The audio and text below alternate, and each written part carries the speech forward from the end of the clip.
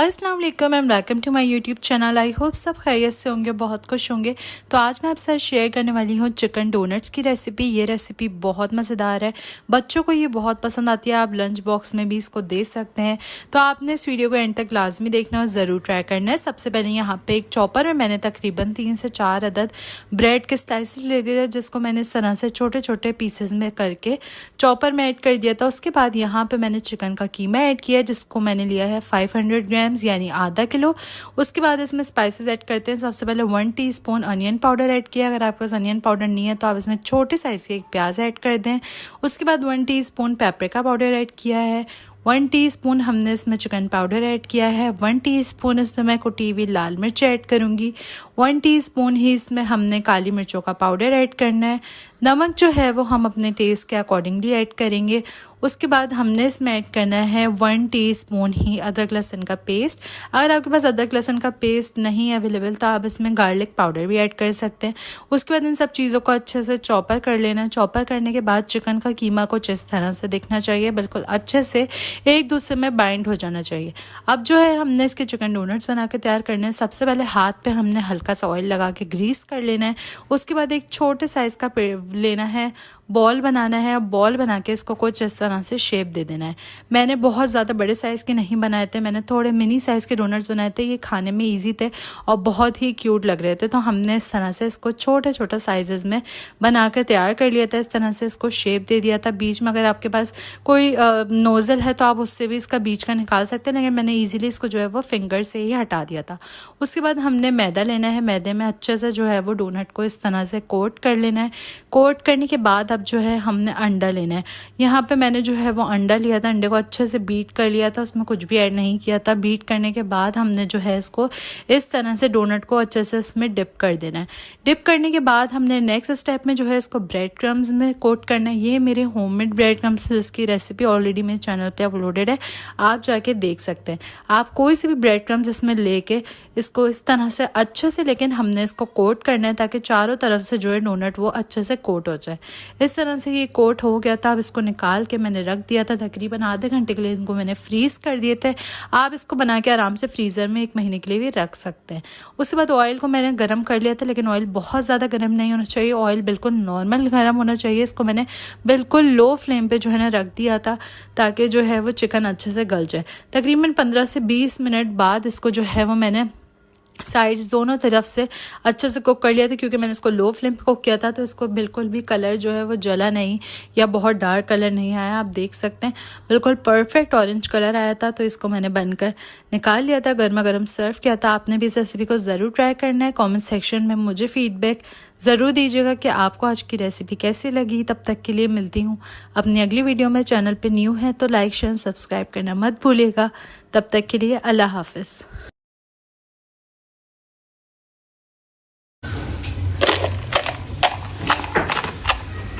अस्सलाम वालेकुम and welcome to my YouTube channel. I hope सब खैरियत से होंगे। तो आज मैं आपसे शेयर करने वाली हूँ राज कचौरी बनाने की रेसिपी। इसको गप्पा घोटाला भी कहते हैं। ये बहुत मज़ेदार, बहुत परफेक्ट बनकर तैयार होती है। तो आपने भी इस रेसिपी को ज़रूर ट्राई करना है। तो चलिए स्टार्ट करते हैं। सबसे पहले यहाँ पे एक बॉल में मैंने जो है वो 1 कप सूजी ले ली थी। उसके अंदर 1 टेबल स्पून हमने मैदे का आटा ऐड करना है। 1 टीस्पून इसमें नमक ऐड करेंगे। पिंच जो है हमने इसमें बेकिंग सोडा ऐड करना है। 1 टेबल स्पून ही इसमें हम तेल ऐड करेंगे। उसके बाद इन सब चीज़ों को अच्छे से मिक्स कर लेना है। मिक्स करने के बाद हमने जो है इसकी डो को गूंदना है। डो को इस तरह से गूंदना है हमने कि डो जो है वो बिल्कुल सख्त होनी चाहिए, नरम नहीं होनी चाहिए।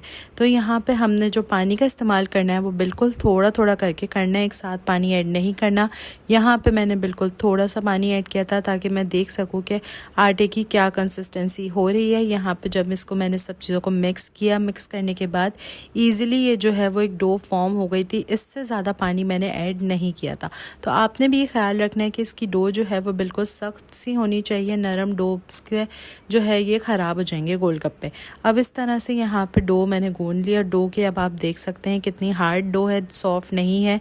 इसको क्या करना है, हमने एक गीले कपड़े में बांध करके इसको रख देना है तकरीबन 30 منٹ کے لیے اس کو ریسٹ دے دینا ہے۔ میں نے اسی طرح سے اس کو ایک کپڑے میں فولڈ کر لیا تھا، کپڑے کو میں نے جو ہے وہ ہلکا سا گیلا کر لیا تھا، بہت زیادہ بھی گیلا نہیں کیا تھا، بالکل نارمل جو ہے اس کو میں نے تھوڑا سا گیلا کر کے اس طرح سے اس کو فولڈ کر کے جو ہے وہ رکھ دیا تھا، ریسٹ دے دیا تھا تقریباً 30 منٹ کے لیے۔ جب یہ 30 منٹ بعد اس کو ریسٹ دے دیا تھا تو میں نے اس کا کپڑا ہٹا دیا تھا۔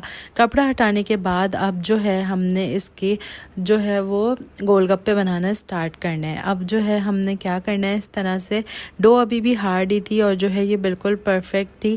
اس کے بعد ہم نے اس کو اچھے سے جو ہے وہ 4 پیس، اس ڈو سے میں نے جو ہے وہ 4 گول گپے بنائے تھے۔ اگر آپ منی سائز کے بنا رہے ہو تو آپ بہت سادہ بنا سکتے ہیں، لیکن میں راج کچوری بنا رہی ہوں تو یہ بڑی ہوتی ہے، تو اس طرح سے میں نے جو ہے چاروں پیڑوں کو جو ہے وہ اس طرح سے گول کر لیا تھا۔ گول کرنے کے بعد اب جو ہے ہم نے اس کو نیکسٹ اسٹیپ میں بیل لینا ہے۔ اس کو اتنا بیلنا ہے کہ یہ بالکل پتلا ہو جائے، نہ یہ بہت زیادہ پتلا ہونا چاہیے نہ یہ بہت زیادہ موٹا ہونا چاہیے، بالکل نارمل جو ہے یہ ہونا چاہیے، لیکن یہ اس گول سے زیادہ بڑا ہونا چاہیے۔ اس طرح سے اس کو بیلتے رہیں گے، آہستہ آہستہ بیلنا ہے، کیونکہ یہ کافی ہارڈ ہوتی تو یہ تھوڑا سا جو ہے اس کو مشکل ہو رہی تھی بیلنے میں، تو اسی لیے میں نے اس کو سلو جو ہے وہ اس طرح سے بیلا۔ بیلنے کے بعد اب جو ہے ہم نے کیا کرنا ہے، اس کو جو ہے کسی بھی شیپ سے آپ نے گول شیپ دے دینا ہے۔ میں نے یہاں پہ ایک باؤل لیا تھا جس سے میں نے اس کو گول شیپ دیا تھا۔ اگر آپ کے پاس کوئی کٹر ہے تو آپ کٹر سے بھی کر سکتے ہیں، کسی بھی چیز سے، کوئی کیپ ہے کسی بھی چیز سے آپ اس کو شیپ دے سکتے ہیں۔ جب یہ اس طرح سے بل گئی تھی، بالکل پرفیکٹ تھی، نہ بہت پتلی تھی نہ بہت موٹی تھی، تو اس طرح سے میں نے ایک بال رکھا تھا، بال کو جو ہے وہ میں نے اس طرح سے کٹ کر دیا تھا۔ یہ بالکل پرفیکٹ جو ہے وہ گول بن گیا تھا، اور یہ نہ بہت زیادہ بڑا تھا نہ بہت زیادہ چھوٹا تھا، بالکل پرفیکٹ شیپ تھا اس کا۔ اس طرح سے میں نے اس کو کٹ کر لیا۔ کٹ کرنے کے بعد اب جو ہے ہم اس کو فرائی کریں گے۔ فرائی کرنا کس طرح ہے، فرائی کرنے کے لیے سب سے پہلے یہاں پہ میں نے ایک کڑھائی میں آئل ڈال دیا تھا، جو کہ ہے تاکہ اس میں جو ہے یہ بالکل جا کے ڈپ ہو جائے۔ اب جو ہے میں نے چیک کیا تھا آئل میں تھوڑا سا جو ہے میں نے آٹا ڈال کے چیک کیا تو یہ اوپر آ رہا تھا، تو یعنی آئل پرفیکٹلی جو ہے وہ گرم ہو چکا تھا۔ اب میں نے اس طرح سے اس میں یہ جو بیل کر رکھا تھا وہ ایڈ کر دیا۔ اس کے بعد اس پہ ہلکا ہلکا آئل ہم نے مارتے جانا، اور یہ اس طرح سے پھول کر جو ہے گول گپا بن کر تیار ہو جائے گا۔ بالکل پرفیکٹ ریسیپی ہے، آپ نے اس کو ضرور ٹرائی کرنا ہے۔ یہ بہت زیادہ پرفیکٹ بنا تھا، بہت ہی کرنچی اور کرسپی بنا تھا، وہ میں آپ کو آگے دکھاؤں گی اور اس کی آواز بھی سناؤں گی کہ یہ بہت ہی زیادہ پرفیکٹ جو ہے یہ بنی تھی۔ اس طرح سے اس کو دونوں طرف سے ہم نے کلر دینا ہے، بہت زیادہ اس کو جلانا نہیں ہے نہ بہت کم رکھنا ہے، بالکل نارمل۔ جب اس کا کلر جو ہے اس طرح سے گولڈن ہونے لگے گا تو ہم اس کو جو ہے وہ اتار لیں گے۔ یہاں پہ اس طرح سے میں نے آئل کے اس پہ مارتے رہا، اس کے بعد یہ دونوں سائڈ سے گولڈن ہو گیا تھا۔ گولڈن براؤن ہونے کے بعد اب جو ہے ہم نے اس کو جو ہے نکال دینا ہے، نہ بہت زیادہ ہائی فلیم پہ کوک کرنا ہے نہ بہت لو، میڈیم فلیم ہونا چاہیے، لیکن تیل جو ہے وہ اچھا گرم ہونا چاہیے آپ کا۔ اس طرح سے گول گپے بن کر تیار ہے، اس کو نکال کے رکھ دیا تھا ایک سائڈ پہ۔ اب جو ہے دہی تیار کرتے ہیں۔ دہی یہاں پہ میں نے جو ہے وہ تقریباً 4 ٹیبل اسپونز جتنا دہی لے لیا تھا، اس کے اندر میں نے 1.5 چمچ جو ہے وہ چینی ایڈ کر دی تھی۔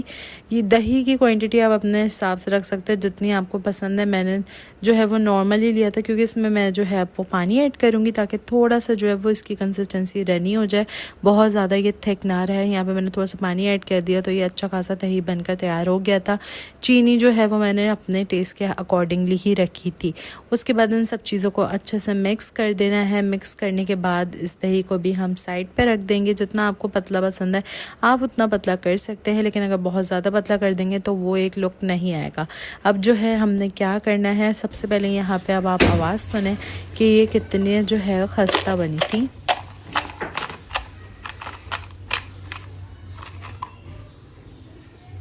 جیسے کہ آپ دیکھ سکتے ہیں یہ بہت ہی زیادہ خستہ کرسپی سا گول گپا بن کر تیار ہو گیا تھا۔ تو اب ہم نے اس کی لیئرنگ سٹارٹ کرنی ہے۔ سب سے پہلے نیچے میں نے جو ہے وہ پاپڑی ایڈ کر دی تھی۔ پاپڑی ڈالنے کے بعد اب ہم نے اس میں چھولے ایڈ کرنے۔ چھولے کو میں نے جو ہے وہ پہلے سے ہی بوائل کر کے رکھ دیا تھا، پہلے سے ہی بوائل کر کے میں نے رکھے ہوئے تھے چھولے، جو کہ وہ میں نے اس میں ایڈ کر دیے۔ اس کے بعد ہم نے اچھی کوانٹٹی میں چھولے ایڈ کر دیے سب سے پہلے لیئر میں۔ اس کے بعد نیکسٹ اسٹیپ میں ہم نے ایڈ کرنے آلو۔ آلو کو بھی میں نے جو ہے وہ پہلے سے ہی بوائل کر کے رکھ دیا تھا، تو میں نے اس طرح سے چھوٹے چھوٹے کر کے آلو کو ایڈ کر دیا. 2 لیئرز لگ گئی تھی. اس کے بعد ہم نے کیا ایڈ کرنی ہے؟ چٹنیاں. یہاں پہ سب سے پہلے میں نے املی کی چٹنی ایڈ کی ہے. یہ ہوم میڈ ہے جس کی ریسیپی آلریڈی میرے چینل پہ اپلوڈڈ ہے. میں ڈسکرپشن باکس میں اس کا لنک ضرور دے دوں گی. اس کے بعد ہم نے ایڈ کرنا ہے دہی، جو کہ ہم نے ابھی چینی والا دہی بنایا تھا، وہ ایڈ کر دیا. وہ ایڈ کرنے کے بعد اب جو ہے ہم نے اس میں ایڈ کرنی ہے نیکسٹ ہم نے جو لیئر لگانی ہے وہ دوبارہ سے چھولے کی لیئر لگائیں گے اور اس کے اوپر جو ہے وہ ہم آلو کی لیئر لگائیں گے. اس کے بعد ہم نے کیا کرنا ہے؟ دوبارہ سے اب اس کے اوپر ڈالیں گے سیو مرمرے، آپ کچھ بھی ایڈ کر سکتے ہیں جو آپ کو پسند ہو. میں صرف سیو ایڈ کروں گی. اس کے اوپر میں نے پھر سے املی کی چٹنی ایڈ کی ہے. یہ بہت زیادہ مزے کی چٹنی ہے، آپ نے اس کو ضرور ٹرائی کرنا ہے. اس کے بعد چاپ کی ہوئی پیاز ایڈ کر دی تھی میں نے، چاپ کیے ہوئے چھوٹے چھوٹے سے ٹماٹر ایڈ کر دیے تھے. اب جو ہے ہم نے کیا کرنا ہے اس میں نیکسٹ اسٹیپ میں، اب ہمارے پاس جو ہے میں نے ایڈ کی ہے املی اور کھجور کی چٹنی. یہ پہلی والی جو ہے وہ صرف املی کی چٹنی تھی، یہ جو ہے وہ املی اور کھجور کی چٹنی ہے جو کہ تھوڑی سی تھک ہے. اس کی ریسیپی بھی اپلوڈڈ ہے، میں لنک ڈسکرپشن باکس میں ڈال دوں گی. اس کے بعد دوبارہ سے ہم نے دہی کی لیئر لگانی ہو. یہ بہت ہی زیادہ مزیدار لگ رہا ہے، بہت ہی پیارا بن کر یہ تیار ہوا. اب جو ہے یہاں پہ میں نے گرین چٹنی ایڈ کی ہے جس کی ریسیپی آلریڈی چینل پہ اپلوڈڈ ہے. اس کی بھی لنک جو ہے وہ میں ڈسکرپشن باکس میں ڈال دوں گی، تو آپ نے اس کو بھی ضرور ٹرائی کرنا ہے، بہت مزے کی لگتی ہے. اس کے بعد دوبارہ سے ہم نے جو ہے وہ اس پہ سیو ڈالا. جس طرح سے چاہے آپ اس کی لیئرنگ کر سکتے ہیں. تو آپ نے بھی اس ریسیپی کو ٹرائی کرنا ہے اور کامنٹ سیکشن میں مجھے فیڈ بیک ضرور دیجیے گا. السلام علیکم and welcome to my YouTube channel. I hope سب خیریت سے ہوں گے، بہت خوش ہوں گے. تو آج میں آپ کے ساتھ شیئر کرنے والی ہوں منی چکن پیٹا پاکٹس کی ریسیپی. یہ ریسیپی بہت آسان ہے، بہت مزیدار ہے. باہر سے پیٹا بریڈ لانے کی کوئی ضرورت نہیں ہے. اب آپ گھر میں ہی اس کو بنا کر تیار کر سکتے ہیں. بالکل بازار جیسی سافٹ سی پیٹا بریڈ گھر میں بن کر تیار ہو جاتی ہے. بہت ایزیلی بنتی ہے، بہت مزے کی بنتی ہے. تو آپ نے بھی ویڈیو کو اسکپ نہیں کرنا اور اینڈ تک ویڈیو کو ضرور دیکھنا ہے اور ساری ٹپس اینڈ ٹرکس کو ضرور فالو کیجیے گا. تو آپ کی پیٹا بریڈ بالکل پرفیکٹ گھر میں بن کر تیار ہو جائے گی. اور چینل پہ نیو ہے تو لائک اینڈ سبسکرائب ضرور کر لیجیے گا. سب سے پہلے یہاں پہ میں نے میدا لیا تھا، جو کہ میں نے لیا تھا آدھا کلو، 500 گرام میدا لے لیا تھا. اس کے اندر یہاں پہ میں نے ایڈ کی ہے 1 ٹیبل اسپون بھر کر چینی. 1 ٹیبل اسپون اس میں ایڈ کروں گی انسٹنٹ ایسٹ کا. اس کے بعد ہم نے اس میں ایڈ کرنا ہے نمک آپ اپنے ٹیسٹ کے اکارڈنگلی بھی ایڈ کر سکتے ہیں. میں نے تقریباً 1 ٹیبل اسپون ہی نمک بھی ایڈ کرا تھا. اس کے بعد یہاں پہ 1 ٹیبل اسپون ہم نے تیل کے ایڈ کرنے. اگر آپ ایڈ کرنا چاہیں تو ٹھیک ہے، اٹس آپشنل، اس کو اسکپ بھی کر سکتے ہیں. اس کے بعد ان سب چیزوں کو ہم نے اچھے سے مکس کر لینا ہے. سارے انگریڈینٹس کو ہم پہلے ایک دوسرے میں اچھے سے مکس کر لیں گے. اس کے بعد آٹے کو جو ہے وہ ہم گوندنا اسٹارٹ کریں گے. جب یہ سب مکس ہو جائے گا تو ہم نے یہاں پہ اس کو نیم گرم پانی سے گوندنا ہے. ٹھنڈے پانی سے نہیں گوندیں گے، نیم گرم پانی ہونا چاہیے تاکہ ڈو جو ہے وہ ہماری سافٹ سی تیار ہو جائے. اس طرح سے تھوڑا تھوڑا کر کے پانی ایڈ کرنا ہے. فوراً ایک ساتھ پانی ایڈ کر دیں گے تو آٹا پتلا ہونے کا بھی ڈر رہتا ہے، اس لیے ہم نے اس کو تھوڑا تھوڑا پانی کر کے ایڈ کرنا ہے اور اس کو ایک اس طرح سے ڈو کی فارم میں لے کر آ جائیں گے. یہ اسٹکی سی ہوگی، اٹس اوکے، آپ نے لیکن اس کو اچھے سے نیٹ کر کے گوند لینا ہے. تقریباً 5 سے 7 منٹ کے لیے اس کو اچھے سے گوند لیا تھا میں نے. اس کے بعد یہاں پہ میں نے اس میں باؤل کو گریس کر لیا تھا. آئل سے گریس کرنے کے بعد اس میں ڈو کو رکھوں گی. ڈو بھلے اسٹکی آپ کو لگ رہی ہے لیکن اٹس اوکے. اس کو ہم اس طرح سے باؤل میں رکھ دیں گے. باؤل میں رکھنے کے بعد جو ہے میں نے اس پہ دوبارہ سے جو ہے آئل برش کیا تھا. اوپر سے آئل برش کرنے کے بعد یہ بالکل پرفیکٹ سی فارم میں آ گئی تھی. اس طرح سے اب آپ دیکھ سکتے ہیں. اس کو میں نے برش کر کے کور کر کے جو ہے وہ کسی بھی گرم جگہ پہ ہم اس کو رکھ دیں گے. تقریباً 1 گھنٹہ گزرا تھا اور جو ہے یہ ڈو بالکل اوپر تک آ گئی تھی. بالکل پرفیکٹ ڈو یہ بنی تھی، بہت سافٹ سی بنی تھی. آپ نے بھی اسی میتھڈ سے ساری چیزوں کو اسی طرح ڈال کے ٹرائی کرنا ہے. اس کے بعد پھر جو ہے ہم نے اس کو ایک دفعہ اس طرح سے نیچے کر دینا ہے. نیچے کرنے کے بعد اب یہ ڈو بالکل بن کر تیار ہے. اب ہم اسٹارٹ کرتے ہیں اس کی پیٹا بریڈس بنانا. پیٹا بریڈ کس طرح بنے گی؟ سب سے پہلے یہاں پہ ڈو کو جو ہے میں نے 2 حصوں میں ڈیوائڈ کر لیا تھا. آپ 4 میں بھی کر سکتے ہیں لیکن میں نے جو ہے وہ 2 حصوں میں ہی اس کو ڈیوائڈ کر دیا تھا تاکہ پہلے ایک بیچ بن جائے، اس کے بعد دوسرا بیچ بن جائے. اس طرح سے میدے کا آٹا لگا لینا ہے. میدے کا آٹا اسپرنکل کرنے کے بعد ہم نے جو ہے اب اس آٹے کو گوندنا ہے اچھے سے. ایک لمبا جو ہے اس کو بیل لینا ہے. بیلنا اتنا ہے کہ نہ یہ بہت زیادہ موٹی رہے نہ یہ بہت زیادہ پتلی رہے. تو ہم نے اس کو اس طرح سے بیلنا ہے. آہستہ آہستہ کر کے اس کو بیلیں گے. جہاں میدے کی ضرورت پڑے گی آپ اس پر میدے کا آٹا اسپرنکل کرتے رہیں گے، اس سے کوئی وہ فرق نہیں پڑے گا۔ اب اس طرح سے میں نے اس کو سارا جو ہے وہ گون لیا تھا۔ اس طرح سے گننا ہے، بہت پتلا نہیں رکھنا ہے، پھر سے بتا رہی ہوں نارمل ڈو کو رکھنا ہے تاکہ پیٹا بریڈ جو ہے وہ اچھے سے پھول جائے۔ اس کے بعد کوئی بھی مولڈ لے لیں گے، آپ کے پاس سرکل شیپ کا کوئی بھی کٹر ہو، کوئی بھی چیز ہو، آپ اس کو لے سکتے ہیں۔ میں نے اس طرح سے سرکل شیپ کا لیا تھا، اس کے بعد اس کو اس طرح سے کٹ کر لیے تھے۔ کٹ کرنے کے بعد ہم نے جو ہے اس کو اس طرح سے جو باقی کا بچا ہے وہ نکال کے وہ والے آٹے میں مکس کر دیں گے، اور سارے پیٹا بریڈز میں نے اس طرح سے یہاں پہ ایک سائڈ پہ رکھ لیا تھا۔ اس کے بعد یہاں پہ میں نے ایک پین کو نان اسٹک پین کو گرم کر لیا تھا۔ نان اسٹک پین میں کوئی آئل کچھ بھی گریس نہیں کیا تھا، میں نے اس کو اس طرح سے بس لگایا، اور جو ہے جب ایک سائڈ سے وہ کوک ہو گئی اس کو کور کر کے رکھا 2 سے 3 منٹ کے لیے۔ بالکل میڈیم فلیم پہ رکھنا ہے، زیادہ تیز فلیم ہوگا تو نیچے سے جلنے کا خطرہ ہوگا، اسی لیے ہم نے جب یہ اوپر پھولنے لگے تو ہم نے اس کا آہستہ آہستہ سے اس کو پریس کر کے اس کے بعد اس کا سائڈز چینج کر دیں گے تاکہ دوسرے سائڈ سے بھی یہ اچھے سے کوک ہو جائے۔ اب یہ ایک سائڈ سے کوک ہو گئی تھی، اب اس کو میں دوسرے سائڈ سے کوک کروں گی۔ بہت زیادہ کوک نہیں کرنی ورنہ براؤن ہو جائے گی، جل جائے گی، وہ اچھی نہیں لگے گی کھانے میں، وہ زیادہ بہت کڑک ہو جائے گی۔ بالکل پرفیکٹ یہ پیٹا بریڈ جو ہے وہ بن کر تیار۔ ہم جو ہے وہ چکن کی فلنگ بنانا اسٹارٹ کرتے ہیں۔ یہاں پہ فجیتا چکن کی فلنگ اسٹارٹ کر رہی ہوں میں بنانا۔ سب سے پہلے 2 ٹیبل اسپون آئل میں نے یہاں پہ تقریباً ½ کپ جتنی چکن لے لی تھی، جس کو میں نے بالکل چھوٹے چھوٹے سے کیوبز میں کٹ کر لیا تھا۔ کیوبز میں کٹ کرنے کے بعد اس کو آئل میں فرائی کرنے تقریباً 4 سے 5 منٹ کے لیے تاکہ اس کا کلر چینج ہو جائے اور یہ ہاف جو ہے وہ ڈن ہو جائے، کیونکہ اس کے بعد ہم نے ڈائریکٹ ویجیز ڈال کے اس کے ساتھ کوک کرنے، تو ویجیز اگر ہم چکن کے ساتھ بہت دیر تک پکائیں گے تو وہ کرنچی نہیں رہے گی۔ یہاں پہ میں نے 1 عدد میڈیم سائز کی پیاز لے لی تھی جس کو میں نے چاپ کر لیا تھا، 1 شملہ مرچ لی تھی جس کو میں نے چاپ کر لیا تھا، اور 1 ہی یہاں پہ میں نے گاجر لی تھی جس کو چاپ کر لیا تھا۔ ان سب چیزوں کو اچھے سے مکس کر دینا ہے۔ مکس کر کے میں اس کو فلیم کو جو ہے وہ میڈیم رکھنی ہے تاکہ سبزیاں جو ہے ساری کرنچی رہیں اور وہ بالکل گل کے جو ہے وہ سافٹ سی نہ ہو جائیں، تو پھر وہ مزہ نہیں آتا۔ اسی لیے میں نے چکن کو پہلے ہاف کوک کر لیا تھا، ویسے بھی بہت چھوٹے کیوبز ہیں تو یہ جلدی ہو جاتے ہیں۔ اس کے بعد یہاں پہ میں ایڈ کروں گی 1 ٹیبل اسپون سرکہ، 1 ٹیبل اسپون سویا ساس اور 1 ٹیبل اسپون ہی چلی ساس۔ اس کے بعد ہم نے اس میں ایڈ کرنے اسپائسز میں سب سے پہلے یہاں پہ میں ایڈ کروں گی پسی ہوئی لال مرچوں کا پاؤڈر۔ پسی ہوئی لال مرچوں کا پاؤڈر میں نے جو ہے وہ 1 ٹی اسپون لیا تھا۔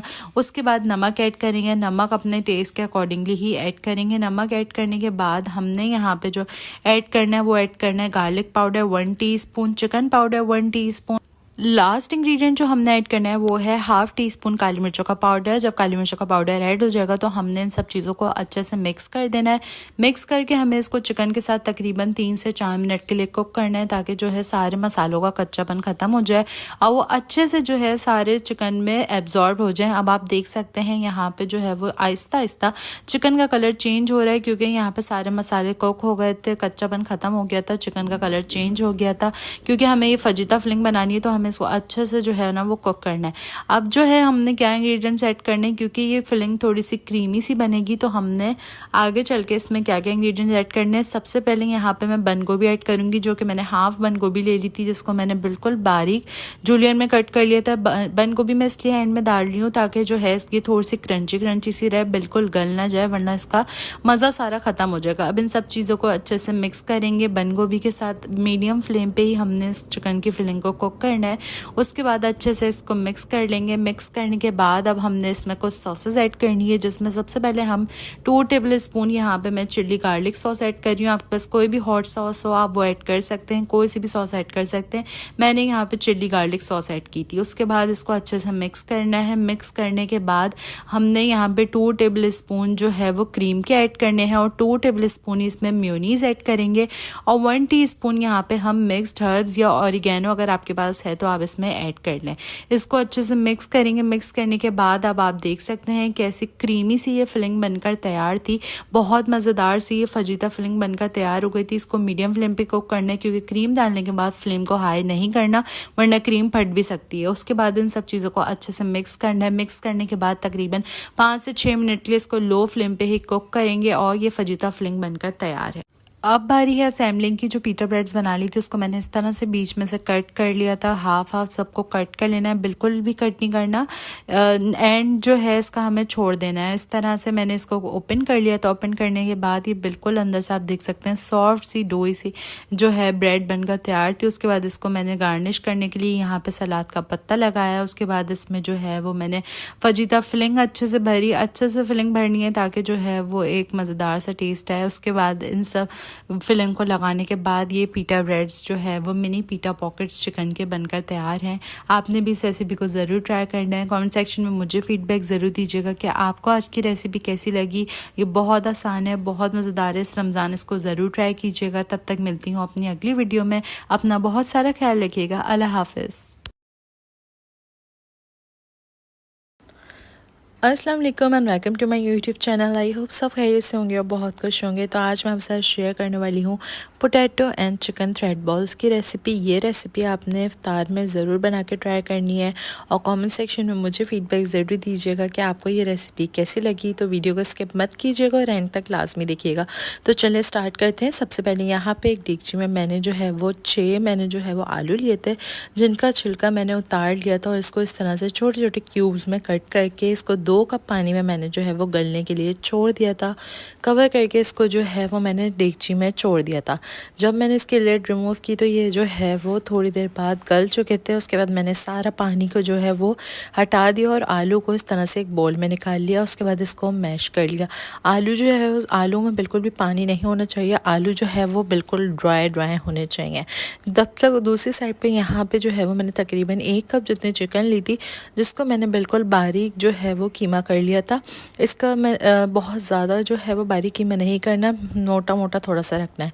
उसके बाद हमने जो है इसको एक बाउल में निकाल लिया था। निकालने के बाद यहाँ पे मैं ऐड करूँगी 2 टेबल स्पून्स भर के जो है वो बड़े वाले आलू और चिकन क्वांटिटी तकरीबन सेम ही होगी। आलू थोड़े से कम होंगे चिकन से। उसके बाद 1 टीस्पून इसमें पेपरिका पाउडर ऐड करेंगे, 1 टीस्पून इसमें अनियन पाउडर ऐड करेंगे, 1 टीस्पून इसमें हम लहसुन पाउडर ऐड करेंगे, 1 टीस्पून ही या अपने टेस्ट के अकॉर्डिंगली इसमें हम नमक ऐड करेंगे।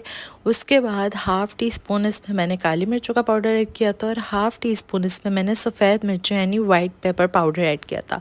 उसके बाद यहाँ पे जो है मैंने 1 टीस्पून इसमें चिकन पाउडर ऐड किया। उसके बाद इन सब चीज़ों को अच्छे से मिक्स कर लेंगे। स्पाइस का लेवल आप अपने अकॉर्डिंगली भी रख सकते हैं। मैंने यहाँ पे चेक किया था तो मुझे स्पाइसी थोड़े कम लगे तो मैंने 1 टीस्पून कुटी हुई लाल मिर्चें और ऐड कर दी थी। उसके बाद इन सब चीज़ों को अच्छे से मिक्स कर दिया। अब बाइंडिंग के लिए यहाँ पे मैं 2 टेबल स्पून जो है वो कॉर्नफ्लावर की ऐड कर रही हूँ। कॉर्नफ्लावर जब इसमें ऐड करना है ताकि अच्छे से आलू की जो है वो बाइंडिंग हो जाए। अब इन सब चीज़ों को अच्छे से मिक्स कर लेंगे। मिक्स करने के बाद हमने जो है इसको साइड पर रख देना है। अब जो है हमने क्या करना है, सबसे पहले यहाँ पे मैंने सारी जितनी भी लेफ़्ट ओवर समोसा पट्टीज़ बची थी वो ले ली थी। आप फ्रेश भी ले सकते हैं।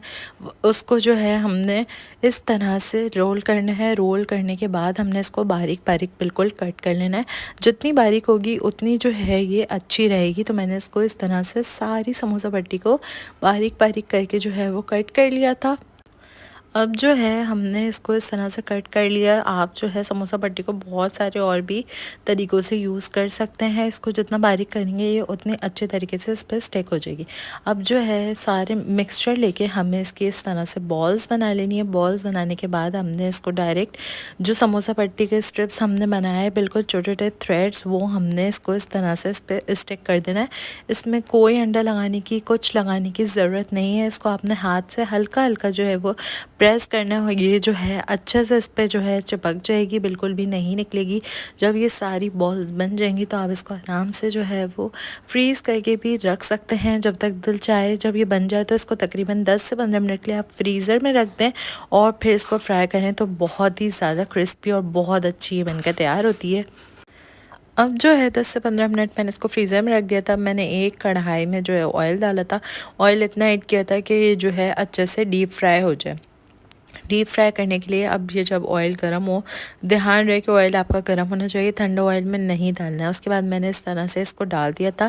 ڈالنے کے بعد اس کو میں نے بالکل بھی چمچ نہیں مارا، ہم نے اس کو ہاتھ نہیں لگانا ہے. تقریباً 5 سے 7 منٹ کے لیے اس کو جو ہے اسی طرح سے فرائی ہونے دینا ہے. جب یہ دونوں طرف سے گولڈن براؤن ہو جائے گی، ہم نے اس کو بہت زیادہ ڈارک کلر نہیں دینا، بالکل نارمل کلر دینا ہے. اور اس کو میڈیم فلیم پہ کوک کریں گے تاکہ جو کچی چکن ہے وہ بھی پک جائے، کیونکہ سموسہ پٹی پہ کلر جلدی آ جاتا ہے چکن کے پکنے کے بنسبت. لیکن ہم نے چکن کا جو ہے بالکل چھوٹا چھوٹا سا باریک سا قیمہ ڈالا تھا، تو وہ پکنے میں جلدی پک جاتا ہے. تو اب جو ہے یہ تھریڈ چکن بن کر تیار تھی. اس کو میں نے گرما گرم جو ہے وہ ڈش آؤٹ کر لیا تھا، اور اس طرح سے اس کو میں نے افطار میں سرو کیا تھا. تو آپ نے بھی اس ریسیپی کو ضرور ٹرائی کرنا ہے، اور کامنٹ سیکشن کر کے مجھے فیڈ بیک ضرور دیجیے گا کہ آپ کو آج کی ریسیپی کیسی لگی. تو چینل کو لائک شیئر سبسکرائب کرنا مت بھولیے گا. تب تک کے لیے ملتی ہوں اپنی اگلی ویڈیو میں. اپنا بہت سارا خیال رکھیے گا. اللہ حافظ. السلام علیکم and welcome to my YouTube channel. تو آج میں آپ کے ساتھ شیئر کرنے والی ہوں بہت ہی ڈیلیشیس سی چکن ڈمپلنگس کی ریسیپی. یہ ڈمپلنگس جو ہے وہ باہر سے سافٹ اندر سے جوسی بہت ہی مزیدار بن کر تیار ہوتے ہیں، اور اس کو آپ چلی آئل کے ساتھ سرو کریں، کھائیں، بہت ہی یمی لگتے ہیں. تو چلے سٹارٹ کرتے ہیں. سب سے پہلے یہاں پہ جو ہے وہ میں نے چکن کا قیمہ لے لیا تھا، جس کی کوانٹٹی تھی 1 پاؤ. اب اس کو سب سے پہلے میرینیٹ کرتے ہیں. یہاں پہ میں نے ہری پیاز یعنی اسپرنگ آنین لے لی تھی، تقریباً ہاف کپ سے تھوڑی سی کم. اس کے اندر میں نے 1 table spoon chicken powder add کیا ہے، 1 ٹیبل اسپون کٹی ہوئی لال مرچ ایڈ کی ہیں، 1 ٹی اسپون اس میں نے کالی مرچوں کا پاؤڈر ایڈ کیا ہے، 1 ٹیبل اسپون اس میں نے سویا سوس ایڈ کیا ہے، اور 1 ٹی اسپون اس میں جو ہے میں نے تل کا تیل یعنی سیسمے آئل ایڈ کیا ہے. اس کے بعد یہاں پہ جو ہے وہ نمک اپنے ٹیسٹ کے اکارڈنگلی ایڈ کریں گے. نمک ایڈ کرنے کے بعد اس کی بائنڈنگ کے لیے ہم 1 table spoon corn flour add کریں گے. اس کے بعد ان سب چیزوں کو اچھے سے مکس کرنا ہے تاکہ اچھے سے ساری چیزیں ایک دوسرے میں میرینیٹ ہو جائیں، اور اس کو ہم میرینیٹ کر کے تقریباً رکھ دیں گے آدھے 1 گھنٹے کے لیے. اگر آپ کے پاس ٹائم نہیں ہے تو آپ اس کو فوراً بھی بنا سکتے ہیں. اب جو ہے یہاں پہ ½ ٹی اسپون جتنا میں نے جو ہے وہ ادرک لہسن کا پیسٹ ایڈ کر دیا تھا. اس کے بعد دوبارہ سے مکس کریں گے. مکس کر کے اس کو جو ہے ہم میرینیٹ کرنے کے لیے رکھ دیں گے. اب جو ہے ڈو پریپیئر کرتے ہیں. اس کے لیے سب سے پہلے 1 کپ میں نے میدا لے لیا تھا، جس کو میں نے اس طرح سے سیو کر لیا تھا. اس کے بعد پھر جو ہے ہم اس میں ایڈ کریں گے 1/4 ٹی اسپون نمک کے، اور 1 ٹی اسپون اس میں جو ہے وہ ہم آئل ایڈ کریں گے. اس کے بعد ہمیں جو ہے ڈو بنانے کے لیے اس کو میں نے نیم گرم پانی سے جو ہے وہ اچھے سے گوندھ لیا تھا، اور اس کی ایک نارمل سی ڈو بنا لی تھی. بہت سافٹ جو ہے اس کی ڈو نہیں بنائیں گے. اس طرح سے اس کو ہمیں گوندنا ہے آٹے کو، اور اچھے سے اس کی ڈو بنا کے پریپیئر کر لیں گے. ڈو بنانے کے بعد اس کو تقریباً 10-15 منٹ کے لیے ریسٹ دینا ہے. اس کے بعد پھر جو ہے وہ پروسیس آگے کا سٹارٹ کریں گے. اب اس طرح سے ڈو آپ دیکھ سکتے ہیں بہت سافٹ نہیں تھی، نہ بہت ہی کڑک تھی، بالکل نارمل تھی. اب جو ہے 10-15 منٹ گزر گئے تھے. اس کے بعد جو ہے میں نے اس کو رولنگ پن کی مدد سے جو ہے جتنا بڑا بیل سکتی تھی اتنا بڑا بیل لیا تھا. اتنا بیل لیں کہ جو ہے وہ نیچے کی جو جس چیز پہ آپ بیل رہے ہیں وہ نظر آنی چاہیے. اس کے بعد کسی بھی کٹر سے آپ اس کو کٹ کر سکتے ہیں. اگر آپ کے پاس کٹر نہیں تو آپ کوئی بھی کسی بھی چیز کا کیپ لے سکتے ہیں بڑا سا. اس کے بعد پھر جو ہے اس طرح سے میں نے سارے جو ہے وہ نکال لیے تھے. اب جو ہے اس کو فولڈنگ کی باری. فولڈنگ کے اس کے بہت سے میتھڈ ہوتے ہیں. آپ اگر آگے والے میتھڈ سے نہیں پسند کرتے تو آپ دوسرے میتھڈز بھی دیکھ سکتے ہیں، لیکن میں نے جو ہے اس کا یہ بیسک میتھڈ جو ہے وہی بنایا تھا. اس طرح سے سائڈوں میں اس کے پانی لگا کے اور اس کو اس طرح سے فولڈنگ کرنی ہے. جس طرح آپ چاہیں اس کی فولڈنگ کر سکتے ہیں، جیسی چاہے گول بھی بنا سکتے ہیں اور اس طرح سے بھی بنا سکتے ہیں. It's up to you. آپ جو ہے کوئی سے بھی طریقے کی اس کی بنائیں. اس کے بعد پھر جو ہے آپ اس کو فریز کر کے بھی رکھ سکتے ہیں، جب دل چاہا یوز کر لیا. اور یہ 1 کپ میدے میں اچھے خاصے بن گئے تھے. تقریباً یہ جو ہے 20 سے 22 ڈمپلنگز جو ہے وہ بن کر تیار ہو گئے تھے. تو میں نے ہاف جو ہے وہ کوک کر لیے تھے، اور ہاف کو جو ہے وہ میں نے فریز کر کے رکھ لیا تھا. اس طرح سے اب یہ جو ہے سارے شیپ میں نے دے دیے تھے. ڈمپلنگز بن کر ریڈی ہیں. اب جو ہے میں اس کو دوں گی اسٹیم.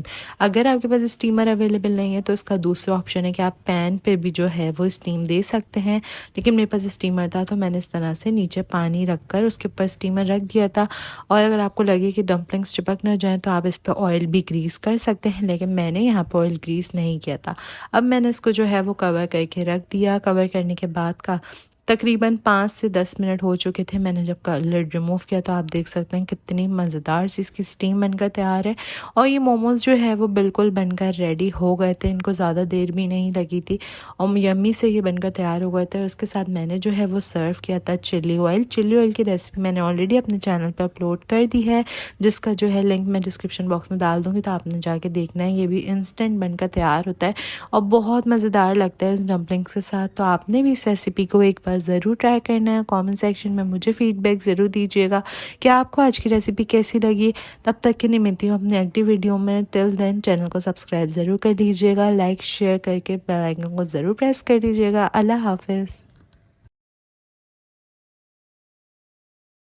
अस्सलाम वालेकुम and welcome to my YouTube channel. I hope सब खैरियत से होंगे, बहुत खुश होंगे। तो रमज़ान स्पेशल रेसिपी में आज मैं आपके साथ शेयर करने वाली हूँ बटाटा वड़ा बनाने की रेसिपी। ये रेसिपी आपने ज़रूर ट्राई करनी है, बहुत जल्दी और बहुत ही ज़्यादा मज़े की बनती है। बहुत मज़े का ये पोटैटो स्नैक है, आपने इसको ज़रूर इफ्तार में ट्राई करना है और वीडियो को एंड तक लाजमी देखिएगा। चैनल को लाइक शेयर सब्सक्राइब करना मत भूलिएगा। तो चलिए स्टार्ट करते हैं, देखते हैं कि ये बटाटा वड़ा किस तरह बनेगा। सबसे पहले यहाँ पर जो है वो मैंने तकरीबन 3 से 4 अदद जो है वो आलू ले लिए थे, जिसको मैंने जो है इस तरह से बिल्कुल बारीक क्यूब्स में कट कर लिया था। उसके बाद 2 कप पानी में मैंने इसको बॉईल होने रख दिया था। इसको मैंने कवर कर दिया था, बॉईल होने के लिए रख दिया था। जब ये अच्छा से बॉईल हो गया तो मैंने इसका लिड रिमूव करा और सारे पानी को जो है वो मैंने अलग कर दिया और आलू को जो है वो मैंने अलग कर दिया था। इस तरह से मैं चेक कर रही थी कि आलू हुए या नहीं हुए। आलू बिल्कुल गल चुके थे। अब जो है मैंने इनको एक बाउल में निकाल के इस तरह से मैश कर लिया। बहुत अच्छे से इसको जो है ना हमें बिल्कुल मैश कर लेना है। मैश करके इसको एक साइड पे रख देंगे। अब जो है हमने एक पैन में 2 टेबल स्पून ऑयल लिया था, उसके अंदर मैंने 1 टीस्पून जो है वो ज़ीरा ऐड किया। 1 टीस्पून इसमें मैंने जो है वो राई दाना ऐड किया और तकरीबन थोड़े से 1 टेबल स्पून जितने इसमें मैंने कड़ी पत्ते के पत्ते ऐड कर दिए। उसके बाद हाफ़ टी स्पून इसमें मैंने जो है वो अदरक लहसुन का पेस्ट ऐड कर दिया। उसके बाद इन सब चीज़ों को बिल्कुल मीडियम फ्लेम पे जो है 2 से 3 मिनट के लिए हल्के से फ्राई कर लेना है ताकि ये तड़का तैयार हो जाए। उसके बाद 1 टेबल स्पून जितनी इसमें मैंने जो है वो कूट कर हरी मिर्ची ऐड कर दी थी। ये आप अपने स्पाइस के टेस्ट के हिसाब से भी ऐड कर सकते हैं। उसके बाद यहाँ पे जो है वो मैंने आलू का मिक्सचर ऐड कर दिया। आलू का मिक्सचर ऐड करने के बाद इन सब चीज़ों को हमने अच्छे से मिक्स कर लेना है ताकि सारे इंग्रेडिएंट एक दूसरे में मिक्स हो जाएं।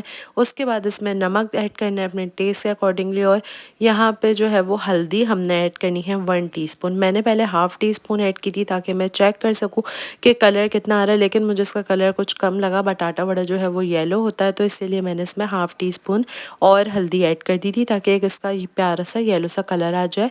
उसके बाद हाफ़ टी स्पून ही इसमें मैंने कुटी हुई लाल मिर्ची भी ऐड की थी, इससे बहुत अच्छा टेस्ट हो गया था। आपने भी इसको ज़रूर ट्राई करना है, ज़रूर ऐड करना है। उसके बाद इन सब चीज़ों को अच्छे से मिक्स कर लेना है। मिक्स करने के बाद इसको 3 से 4 मिनट के लिए फ्लेम बिल्कुल लो पर ही छोड़ देना है। उसके बाद इसमें हम 1 टेबल स्पून जितना जो है वो हरा धनिया ऐड करेंगे ताकि एक अच्छा सा लुक आ जाए। उसके बाद इन सब चीज़ों को मिक्स कर लिया। मिक्स करने के बाद इस आलू के मिक्सचर को ठंडा करने मैंने रख दिया था। जब ये ठंडा हो गया तो मैंने इसकी जो है वो इस तरह से बॉल्स बना ली थी।